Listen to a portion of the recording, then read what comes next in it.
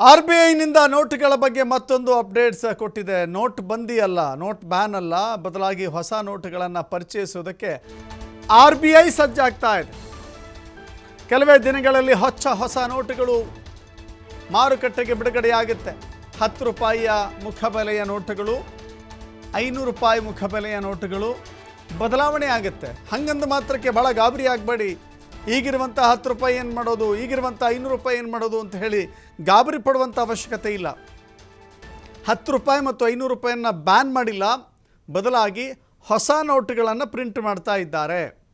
ಇದೇ 500 ರೂಪಾಯಿ, ಇದೇ 10 ರೂಪಾಯಿ ಇದೆಯಲ್ಲ, ನೀವು ಇಟ್ಟುಕೊಂಡು ತಕ್ಷಣ ಹೋಗಿ ಬ್ಯಾಂಕಿಗೆ ಕೊಟ್ಟುಬಿಡಿ, ಅದಾದಮೇಲೆ ಆ ನೋಟುಗಳನ್ನು ಯಾರು ತೆಗೆದುಕೊಳ್ಳಲ್ಲ ಅಂತ ಯಾವುದೇ ರೀತಿಯ ಮಿಸ್ಅಂಡರ್ಸ್ಟ್ಯಾಂಡಿಂಗ್ ಇಲ್ಲಿ ಬೇಡ. ಗಾಂಧಿ ಸರಣಿಯ ನೋಟುಗಳ ಮಾದರಿಯಲ್ಲಿಯೇ ಹೊಸ ನೋಟುಗಳು ಸೃಷ್ಟಿಯಾಗುತ್ತೆ. ಯಾಕೆ ಬದಲಾವಣೆ ಮಾಡ್ತಾ ಇದ್ದಾರೆ, ಯಾವೆಲ್ಲ ಕಾರಣಕ್ಕಾಗಿ ಬದಲಾವಣೆ ಮಾಡ್ತಾ ಇದ್ದಾರೆ ಅನ್ನೋದು ಕೂಡ ಭಾಳ ಪ್ರಮುಖವಾಗುತ್ತೆ. ನೋಟುಗಳ ಬದಲಾವಣೆ ಯಾಕೆ? ಹೊಸ ನೋಟುಗಳಲ್ಲಿ RBI ಗವರ್ನರ್ ಸಹಿ ಬದಲಾವಣೆ ಆಗುತ್ತೆ. ಸಂಜಯ್ ಮಲ್ಹೋತ್ರಾ ಅವರು ಜನವರಿಯಲ್ಲಿ ನೂತನ RBIಗೆ ಗವರ್ನರ್ ಆಗಿದ್ದಾರೆ. ಜೊತೆಗೆ ಹೊಸದಾಗಿ ಬ್ಯಾಂಕ್ ನೋಟುಗಳನ್ನು ಮುದ್ರಣ ಮಾಡಲಾಗ್ತಾ ಇದೆ. ಹೊಸದಾದ ನೋಟುಗಳ ಮೇಲೆ ಗವರ್ನರ್ ಅವರ ಸಹಿ ಕೂಡ ಬದಲಾಗಿ ಪ್ರಕಟ ಆಗುತ್ತೆ. ಇದೀಗ 10 ಮತ್ತು 500 ರೂಪಾಯಿ ಹೊಸ ನೋಟುಗಳು ಮಾರುಕಟ್ಟೆಗೆ ಬರ್ತಾ ಇದ್ದಾವೆ. ಇನ್ನು ಭಾರತದಲ್ಲಿ ನೋಟುಗಳ ಬದಲಾವಣೆ ಆಗೋದೇ ಇದೇನು ಮೊದಲಲ್ಲ, ಗಾಬರಿ ಆಗುವಂಥ ವಿಷಯನೂ ಅಲ್ಲ. ಈ ಹಿಂದೆಯೂ ಕೂಡ 500 ರೂಪಾಯಿ 1000 ರೂಪಾಯಿ ನೋಟುಗಳು ಇದ್ವು, ಅದನ್ನು ಬದಲಾವಣೆ ಕೂಡ ಮಾಡ್ತಾಯಿದ್ರು. ಅದನ್ನು ಪ್ರಧಾನಿ ನರೇಂದ್ರ ಮೋದಿ ಅವರ ನೇತೃತ್ವದಲ್ಲಿ ಸರ್ಕಾರ ರದ್ದು ಮಾಡಿತ್ತು.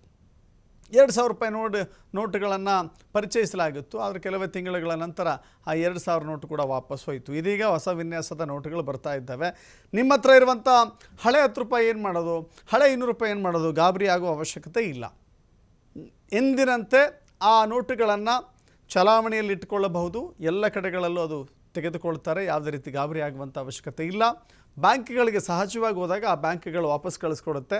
ಎಷ್ಟು ಪ್ರಮಾಣದಲ್ಲಿ ನೋಟುಗಳು RBIಗೆ ವಾಪಸ್ ಆಗುತ್ತೋ ಅಷ್ಟೇ ಪ್ರಮಾಣದಲ್ಲಿ ಹೊಸ ನೋಟುಗಳು ಮಾರ್ಕೆಟ್ಗೆ ಇಂಟ್ರಡ್ಯೂಸ್ ಆಗುತ್ತೆ.